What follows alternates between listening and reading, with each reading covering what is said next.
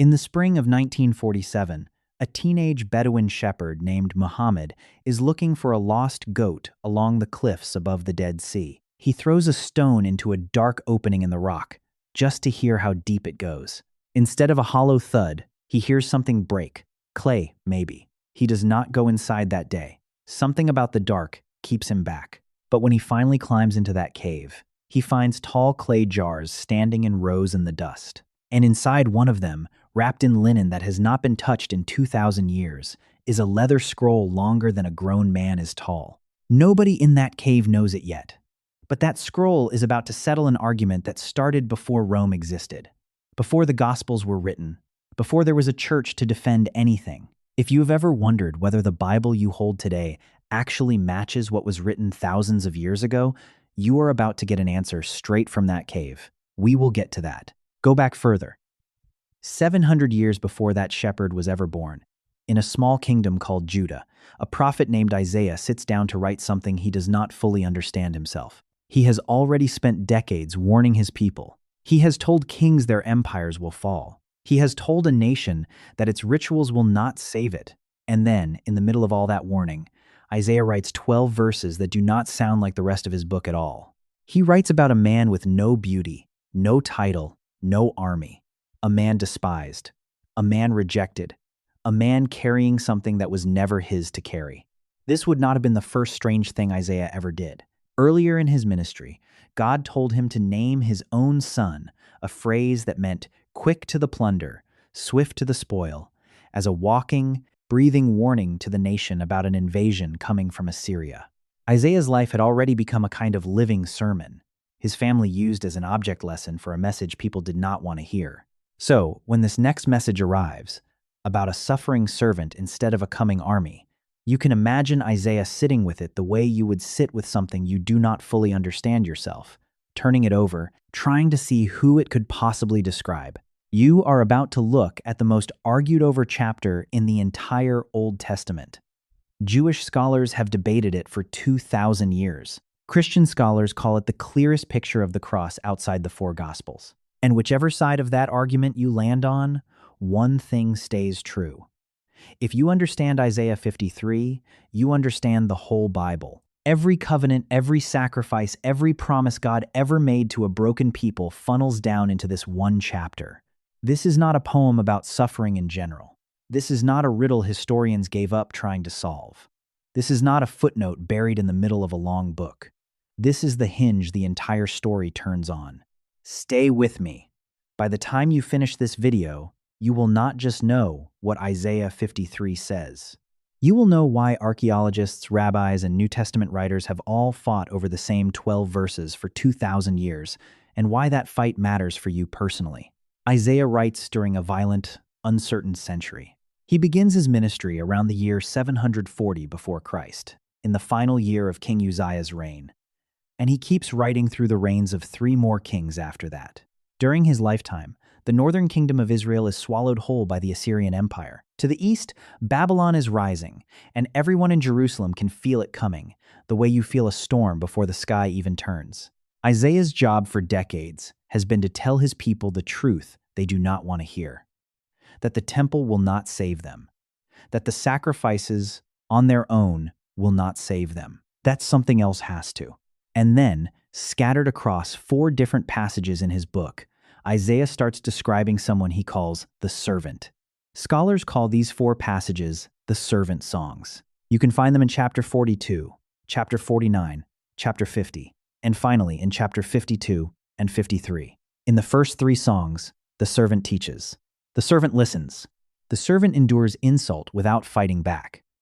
But in this 4th song, the one you are looking at right now, everything changes.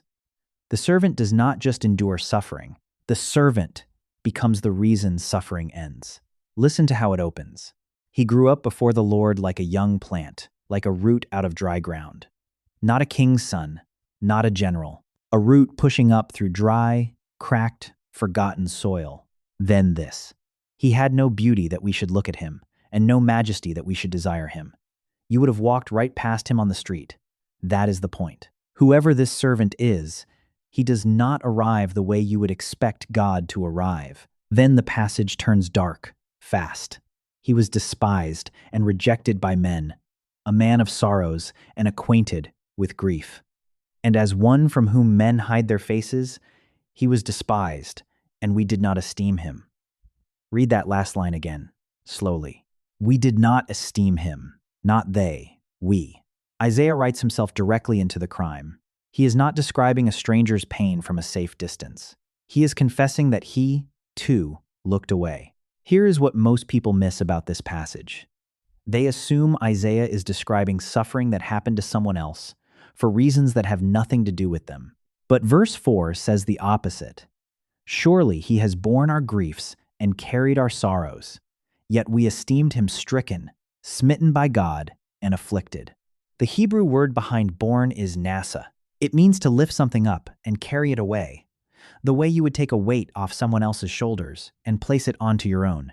The word behind carried is sabal, which means to drag a burden, to haul something heavy over a long distance until it is fully delivered. Isaiah is not saying this man merely suffered near other people's pain. He is saying this man picked their pain up, physically, and walked away carrying it. Verse 5 gets even more specific, and this is where the chapter stops sounding poetic and starts sounding surgical. But he was pierced for our transgressions. He was crushed for our iniquities. The punishment that brought us peace was on him, and by his wounds we are healed. The Hebrew word behind pierced is chalal, a word used elsewhere in the Old Testament for someone run through by a weapon, fatally wounded. Isaiah is describing an execution 700 years before crucifixion was even a common method of execution in that part of the world. And he is saying the execution was not random, it was substitutionary. Someone else's punishment landed on someone who had not earned it. Verse 6 pulls the camera back to show you the whole picture. All we like sheep have gone astray. We have turned everyone to his own way, and the Lord has laid on him the iniquity of us all. Notice the shift. Not one nation's sin. Not one generation's sin. Us all. Every wandering sheep. Every person who has ever chosen their own way over the path they were given. Isaiah is not writing a history lesson here. He is writing your biography 700 years before you were born. Verses 7 and 8 keep going. He was oppressed, and he was afflicted, yet he opened not his mouth, like a lamb that is led to the slaughter, and like a sheep that before its shearers is silent, so he opened not his mouth. No self-defense, no last-minute plea. And then, by oppression and judgment, he was taken away. And as for his generation, who considered that he was cut off out of the land of the living, stricken for the transgression of my people, cut off in the prime of his life, not from old age, from judgment. And verse 9 adds a detail that seems small until you sit with it. They made his grave with the wicked, and with a rich man in his death, although he had done no violence, and there was no deceit in his mouth. A man executed like a criminal, buried like someone wealthy. Two details that, in his world, almost never belonged in the same sentence. To understand how strange all of this really was to Isaiah's first readers, you have to understand the world they lived in. Their entire religious system ran on substitution already. Once a year, on the Day of Atonement, the high priest laid his hands on a living goat, confessed the sins of the whole nation over it, and sent it out into the wilderness, carrying, symbolically, everything the people had done wrong that year. That goat is where you get the word scapegoat. A second animal was slaughtered that same day, its blood carried into the most sacred room in the temple, because the people believed, deeply, that sin required a payment, and that payment required a substitute. If you grew up going to that temple, you already understood the logic of one life standing in for another.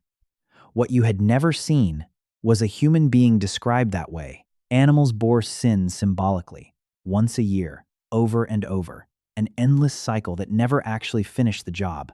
Isaiah is describing something the whole sacrificial system had been rehearsing for centuries, but had never been able to deliver. A once-for-all substitute, not a goat, a person. Before we go further, if a chapter like this one is new to you, hit subscribe now, because we are about to look at how a 2,000-year-old Jewish debate over who this servant actually is collides head-on with a discovery buried in a cave, and it changes how you read the rest of the Bible. Now here is where the story gets complicated. And if you want to understand this chapter honestly, You have to sit with the complication instead of rushing past it. For most of Jewish history, there has not been one single agreed-upon answer to who the servant in Isaiah 53 actually is. Some of the oldest rabbinic sources you can find read the servant as an individual, a coming king, the Messiah himself.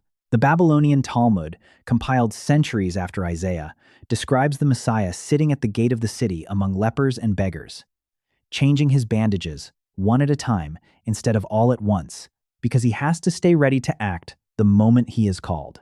And the rabbis who wrote that down were doing deliberate wordplay. The Hebrew verb for bor, nasa, echoes the name of a rabbi in the story, and the text calls this leprous waiting figure the leper of the house of the rabbi, tying him back directly to the exact word Isaiah used for a man who bears sickness that was never his own. Other rabbinic sources take the chapter a different way, reading the servant as a symbol for the nation of Israel itself, suffering collectively on behalf of the watching world. Both readings exist. Both have serious scholars behind them across the centuries. This is not a simple text, and anyone who tells you it is has not actually sat with the debate. But it gets stranger, because even inside the readings that point to Israel collectively, one detail keeps refusing to fit. The chapter insists this servant suffers for sins that are not his own. He had done no violence, and there was no deceit in his mouth. A nation, any nation, does not have a spotless record. Nations sin. Nations fail. But Isaiah keeps describing someone innocent, someone who did nothing to deserve what happens to him. And that detail keeps pulling the reading back toward a single person rather than an entire people. There is an even older thread tying this chapter to Moses. One ancient rabbinic tradition applies Isaiah 53, verse 12, directly to Moses. The same Moses who stood between God's anger and a rebellious nation more than once, and who offered to have his own name blotted out of God's book if it meant the people could be spared. The rabbis who made that connection were not reading Isaiah in isolation. They were reading it as part of a pattern stretching back through Israel's entire history. A pattern of someone standing in the gap on behalf of people who did not deserve it. So when the earliest followers of Jesus started reading Isaiah 53 and pointing at him, they were not inventing something out of thin air. They were stepping into a conversation that had already been running for centuries.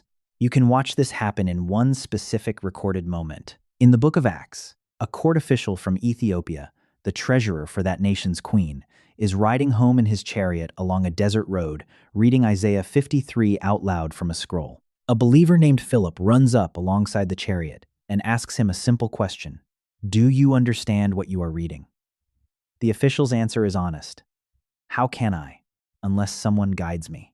Then he asks Philip directly, is the prophet talking about himself or about someone else? Luke, who recorded the account, tells us exactly what happened next. Starting from that very passage, Philip told him the good news about Jesus. That is not a vague theological essay written centuries later. That is one man, sitting in a chariot, holding a scroll, asking the exact question you might be asking right now, and receiving a direct answer on the spot. The connection did not stop with Philip. The Apostle Peter, writing a letter to persecuted believers scattered across the Roman Empire, describes Jesus in language pulled straight from this chapter. He committed no sin, neither was deceit found in his mouth. He himself bore our sins in his body on the tree, that we might die to sin and live to righteousness. By his wounds you have been healed. Peter is not paraphrasing loosely.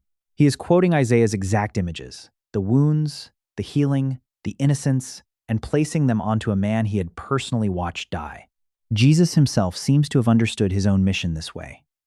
At the meal he shared with his closest followers the night before his death, he took a cup and told them it represented his blood, poured out for many. That phrase, for many, is the same phrase Isaiah uses twice in this chapter to describe who the servant's suffering is for. And earlier in his ministry, when his followers argued about which of them was the greatest, Jesus told them the truth about why he had come at all: not to be served, but to serve, and to give his life as a ransom for many. A ransom is a payment made to free someone who could not free themselves. That is Isaiah 53, spoken in first person by the man Christians believe the chapter was describing all along. Matthew, writing his account of Jesus' life, connects an even earlier verse to something surprisingly ordinary. After describing an evening where Jesus healed the sick and cast out what the text calls unclean spirits, Matthew adds a line explaining why he included the detail at all. This was to fulfill what was spoken by the prophet Isaiah. He took our illnesses and bore our diseases. Matthew is pointing straight at Isaiah 53, verse 4, and applying it not just to the cross, but to every moment Jesus knelt down next to a sick person and touched them. And on the night before his own execution, Luke records Jesus quoting this chapter about himself directly. He told his followers that the words about the servant being counted among criminals had to be fulfilled in him. Then, hours later, he was arrested, tried, and crucified between two convicted criminals, numbered with transgressors, exactly the phrase Isaiah used 700 years earlier. This is not a coincidence discovered by accident and exaggerated later by preachers looking for material. This is not a clever reading imposed backward onto an old text by people desperate for an answer. This is a chain of specific named people: an Ethiopian official, an apostle named Peter, a gospel writer named Matthew, and Jesus himself, all independently landing on the same 12 verses written centuries before any of them were born. Now, go back to that cave. For most of history, skeptics had one strong argument against reading Isaiah 53 this way. They said the Hebrew text available today could have been edited, smoothed over, quietly adjusted by scribes generations after Jesus lived, to make the prophecy fit him more neatly after the fact. It was a reasonable argument to make.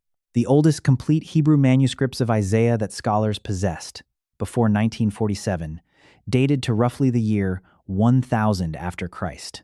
That left a 1,000-year gap between the earliest copy anyone could actually check and Isaiah's own lifetime. Then, a shepherd threw a rock into a cave. The scroll that Shepherd found that day is now called the Great Isaiah Scroll. Using both radiocarbon dating and the shape of its handwriting, scholars have placed it at roughly 125 years before Christ.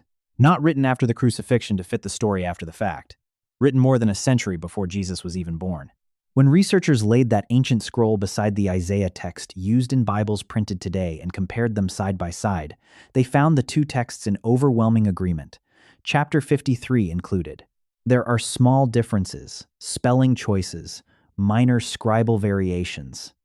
The kind of thing you would expect from copying a long document by hand across generations. But the substance, the order, the theology, the 12 verses you have been listening to this whole time, they match. This is not a coincidence.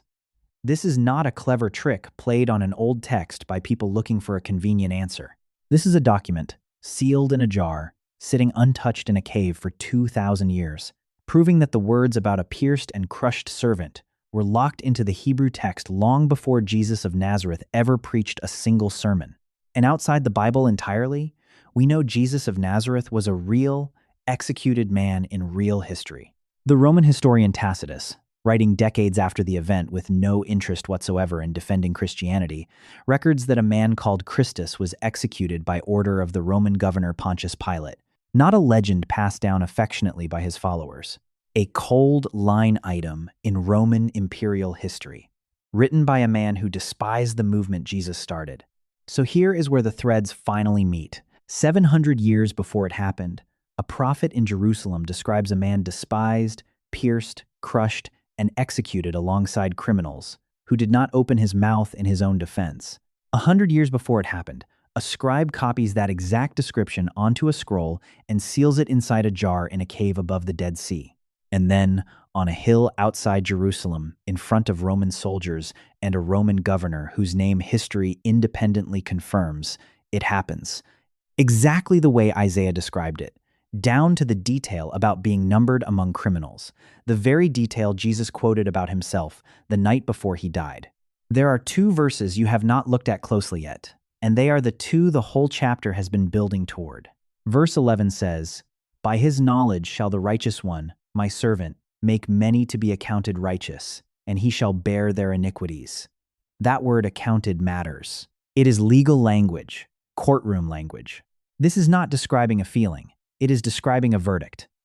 Someone guilty is declared righteous, on the record, because someone else absorbed the charge. And verse 12 closes the whole thing with a picture you would not expect after 11 verses of suffering. He poured out his soul to death and was numbered with the transgressors.